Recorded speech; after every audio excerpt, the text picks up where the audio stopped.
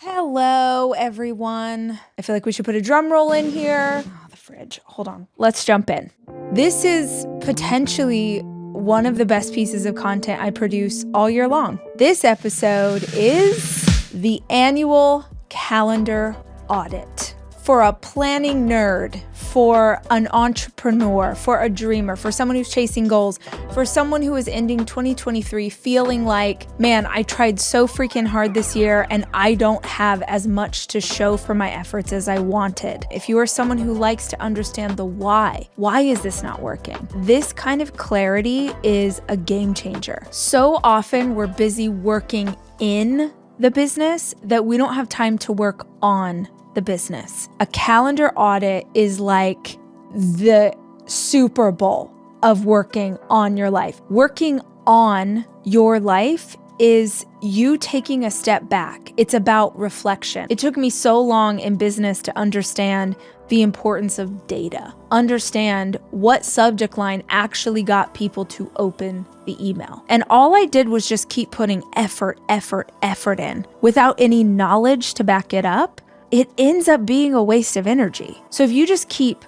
pushing, but don't actually glance over your shoulder, sift through what worked and what didn't, then you're pouring gasoline on everything as opposed to pouring gasoline on the exact fire that's burning the hottest that can get you the best result. This is a game changer. You really want the opportunity to reflect and you don't want to be in a rush. When I did it for the first time, there were 4 things involved in the process and I'm going to give them to you. The first is caffeine. You don't need the caffeine. I love that for you, but not for me. The second thing that there was in the beginning and still is today is a quiet location where I am able to focus. You shouldn't do a calendar audit with other people around. This is between you and you. The third thing that you're going to need is a journal, a notebook, some place to write this down. Don't worry, because officially the New Start Today journal, which is also a notebook, comes out on January 1st. This is about goal setting. This is about the vision that you have for your life. So if you want our beautiful New Start Today journal, I'll share pictures, I'll show it all online. But as always, you don't need my journal. You can write this, you can write your work, you can do your work in whatever notebook you already have. The only thing that I really believe in this process is that you should actually write it down, not type it out. We already look at screens too much. We're sucked into the computer. A very solid chance that you're going to get distracted by something on your phone or your computer if you do it that way. So I really would suggest that you go old school, piece of paper and a pen, and you review the year. The fourth and final thing that you need for a calendar audit is your calendar from the last year. I use Google Calendar, so every appointment that I have for the last years is in my Google Calendar. And this is everything like my editorial calendar, my podcast calendar, my personal calendar, my kids' calendar. They're all in there. It's one of the reasons that I started using a digital calendar literally just so that I could do this process at the end of the year, because when I did it for the first year, I only had about half of my appointments in it and none of my personal appointments were in there. So I couldn't remember the personal stuff that I had done, which is just as important as the business stuff. So hopefully you've got a calendar that you can use. But even if you don't, I actually had a thought today. I'm like, what if someone listening to this does not have any calendar of their last year? Use the pictures on your phone and sort them by month. It is not going to be as robust as those of us who have 17 color-coded calendars, but it's better than nothing, and it will at least get you started. Now let me tell you how to do the annual calendar audit. To do an audit, you're going to go back to January 1st of the previous year, and you are going to review every single day of every single week of the year. And when I say you're going to review the day, you're going to start in the morning and look at how that day broke down. What did you do during that day? And whatever that appointment is, personal, business, taking your kid to the doctor, doesn't matter. You're going to put that into one of 3 buckets. So what I want you to do is get out your notebook or your journal, and on one page, you're going to put the header, worth it. You can call this whatever you want, but essentially this page is reserved for any appointment that you had in the previous 12 months that when you think about it, you are so glad you did it. You're glad that you committed that time. You're glad that you committed that money. You're glad that you worked on that project. Page 2 is the opposite. A waste of time. This was a waste of energy. This was a dead end. This was a waste of money. This was me getting distracted. Be very honest with yourself. The last page, self-care. Any time on your calendar where you have an appointment where you were taking care of yourself, where you were doing something just for fun, where you were going out with your girlfriends, maybe you got to have a massage, maybe you got a pedicure, maybe you went horseback riding. This is me living a better life. If so far this seems interesting and you know someone else that you think needs to do a calendar audit, like your partner or the other kids at work or the other people at school, if you feel like this was a great episode, would you consider sharing it? Get the word out about this practice because it really is a game changer. We've got our 3 pages: worth it, waste of time, and self-care. Now let us begin. You're gonna go through every single appointment in your calendar for every single day of every single month. And if this is your first time doing a calendar audit, I would like to just take a flying shot at what you might encounter on your first calendar audit, because it's what I encountered on my first calendar audit, and it was so depressing. The very first time I did this, I had an entire page filled with waste of time, waste of energy, waste of money. I had like 2 things that were worth it, and I had nothing, and I mean nothing, on my calendar that year where I was loving on myself, taking care of myself. And the reason that I added that in for the second year, when I got to the end of this practice, and I just felt honestly so disappointed. I was so disappointed with the year because I was looking at my calendar and realizing that it was filled with things that were wasting my time and not aligned with the person that I wanted to be. And not only that, but I had nothing to show for it. It was probably the 5th, 6th, 7th year in a row as an entrepreneur that I got to the end of the year and felt like I had worked my butt off, but I had nothing to show for it. I was nowhere closer to my revenue goals. I was nowhere closer to the person I wanted to be. My health wasn't great. So not only did I do all this stuff, and I'm facing the fact that I have wasted essentially a year of time. But not only that, the story that I kept telling myself throughout that year was like, I'm working so hard. I don't have time to get a massage. I don't have time to go to dinner with my friends. I don't have time to treat myself to a coffee. And when I looked at a page filled with time wasters, I was so devastated. And more than wasting money and time that would have been better placed in my business, I was discouraged just because I was like, this year sucked. It was so overwhelming. It was so hard. It was never fun. When I laid out my calendar for the new year, I started with programming self-care. I started with programming date nights. I started by programming dinners with my friends. And when I did it, I didn't even know what those dinners would be or what friend was going out with me, but I was like, my God, could I not once a month challenge myself to go to dinner with a friend and just have a nice evening? Once a month, I can do that. But if I'm not intentional about making space for that right now, I'll get to the end of another year and not have lived a life. That's the kind of life I want to live. So that's actually when I started making sure that living well was a part of my calendar planning. And it began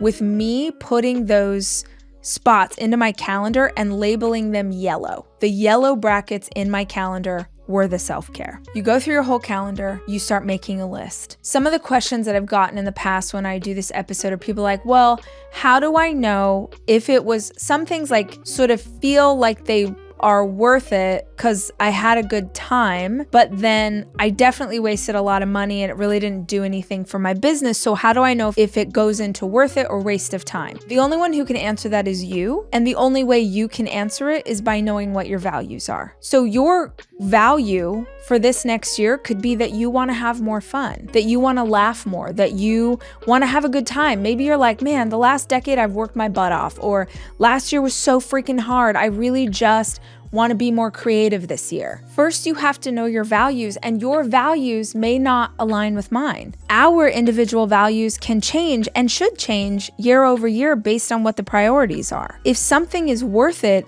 it's about being worth it to you. Like, I do a big holiday party every year, and I just had one this last weekend, and it was so fun. And I'm sure that there are many of you who would be like, that is way over the top. That is an unnecessary amount of party for the people who are there. Yeah, but that's my value. It's literally one of my favorite things to do, is throw a fabulous party for the people I work with, for my friends, for my family, that at the end of the year, we celebrate a really hard year. And I did it, and I loved it. And I am positive that many of you would have been like, this is ridiculous. And that's okay, because we don't have the same values. I would put my holiday party as a big old yellow, as a 100% self-care, having fun, aligned with my values, whereas you might put that holiday party as a waste of time or money or energy. But knowing who you want to be helps you figure out whether or not you're making the right choices to align with that vision. So let's say you've done all of your calendar and you've got your 3 pages. The first thing I'd like you to do is just kind of sit with what you've written down there. I remember very distinctly the first year really sitting with like, holy crap, I've wasted a lot this year. And at first, like I told you guys, I felt really disappointed. But honestly, the more I sat with it, the more I felt empowered. Because if you are the problem, you are also the solution. If you've messed this life up, you're also the only one who could fix it. That's amazing. So once I had that switch, like once I could see that perspective, okay, great. I was able to slow down and go, wait. Is this a waste of time, money, or energy? Or is this actually going to get me closer to the goals that I have and the values that are instilled in my life? It was so much easier to say no to things, because you have to remember that a yes to someone else's ask is a no to your agenda. Typically, if you are saying yes to something that someone else is asking you to do, it's a no to your time, to the thing you wanted to do, to the book you wanted to write, to the time you wanted to spend with your daughter. So we have to get really crystal clear on what we will say yes and no to. And this practice of like looking at all of the waste inside of all of our yeses that should have been nos is a really great catalyst for empowering yourself to say no the next time. If this is your first time ever, maybe you only have 1 or 2 like I did, but if you've done calendar audits before, I hope that you have a page filled with worth it. Here's where we bring in some strategy. I want you to look at the things that were worth it, and I want you to now break them apart further using the 80-20 principle. I hope you guys are familiar with Pareto's principle. If you're not, look it up. It is fascinating to behold. Our time, our effort, our production, our energy, our revenue, our resources, all of these things can be summed up with 80-20. So this old Italian mathematician, Pareto, realized that 80% of the results that we get in our life are the consequence of only 20% of our actions. He found this again and again and again. And I guarantee if you look at your life, if you look at the great results that you've gotten, if you really boil it down, often we find it's not all of the things that we're doing. It's a handful of things that we're doing out of all of the things, but we think, I'm going to put in all this effort and all of this effort is going to get me all of these results. But the actual truth is, it's only 20% of the effort you're making that's getting you an 80% return. Why does that matter? Because if you really figured out what the 20% is, and you really invested more time, energy, effort into the 20% in this new year, your entire life will be in a new stratosphere by the time you do this again. So if I want something to be great, the next book, this episode, the journal, my relationship, the conversation I'm having with my kid, if I want any of that to be great, then I've got to be lasered in on what can make that great. So the last thing that I'm going to suggest you do is build the new calendar, but build it around the 20%. And that could be 20% that gave you more joy. That could be 20% that gave you more revenue. That could be 20% that gave you the best health of your life. But you build the calendar out of the life you want to have, not the yes to other people's agenda, but the calendar you want to have. How do you want to lay these things out? How do you want to do this? How do you want to build your week for success? What does a perfect day look like to you? What does a perfect week look like to you? Have you ever mapped that out? Go into a Google Calendar right now, open up an entire week, not just a day, an entire week, and lay out a week with every single moment of your day from the time you wake up to the time you go to bed. Plan it all out. If you want 45 minutes for a workout, get that in. If you want to meet a girlfriend for coffee later, map it in the calendar. If you've got to do work between these hours, that goes in there too. Evening time, making dinner for the kids, bath and bedtime and all of it, you practicing some self-care, all of that goes into the calendar. Lay out the perfect week. Do you even know what that looks like to you? Because what's funny is when we start to actually map it out, we get a sense of how precious our time is. If you want to accomplish XYZ by the end of this week, you have to be really cutthroat with what gets to stay in the calendar and what has to go. And then you get to ask yourself a fantastic question, which is this aligned with who I want to be in the new year? At the beginning of every single year, I choose a word. My word for 2023 was adventure.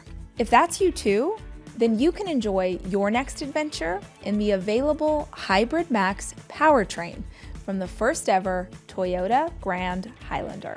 I've said it before, I'll say it again. The first ever Grand Highlander has 13 cup holders. 13 cup holders. That's coffee holder, water bottle holder, sippy cup holder, all the cup holders. The first ever Toyota Grand Highlander features sophisticated styling that makes a grand statement wherever you go. Less than perfect roads are nothing to worry about. And the ability to get everyone connected through 7 different USB ports. Your SUV has everything the family needs. Learn more at toyota.com/Grand Highlander.